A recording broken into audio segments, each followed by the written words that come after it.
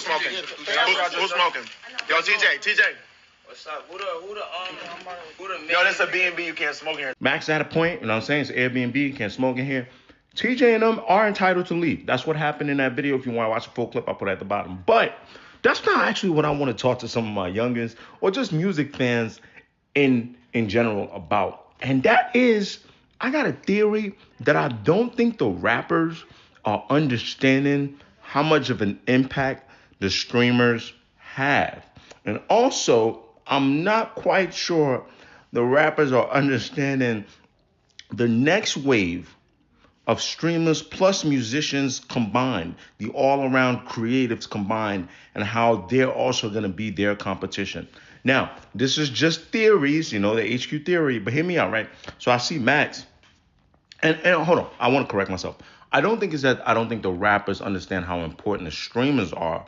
I think the rappers looking at the streamers like, oh, this is a radio situation. Kind of like going to a radio interview where I'm like, no. You want to cultivate this relationship, right?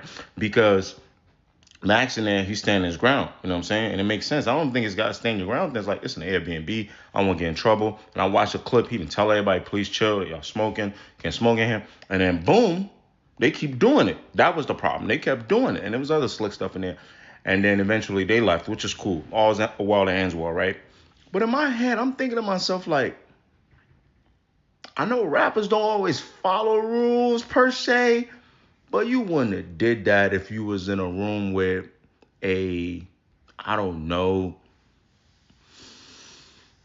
someone you thought was really, really, really that crazy, like Low, Tim Westwood, you know what I'm saying? Maybe Ebro, because that last era of rappers that they're still pretty young too.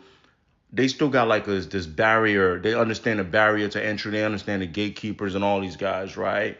But it's like with the Max and the Act, they think it's like, nah, it's not business as usual.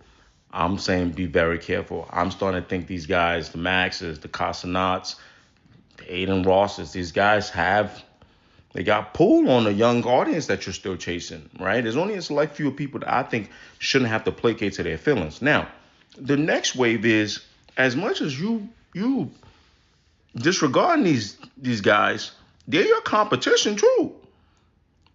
Max got a record with DDG. I heard it. It was aight.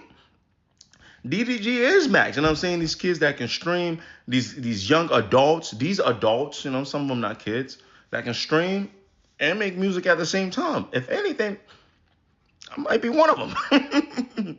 So be careful, because now if you're my competition, but we're doing business on the side while I'm putting you on my stream, so we can have some kind of mutual beneficial relationship, there's not that much I have to think about when I'm like, you know what? I got to put my foot down, set some rules and regulations, because I can go make the music. And one day I can make more money than you making the music. That's just how I saw it. But yeah, that's the random things I have in my head.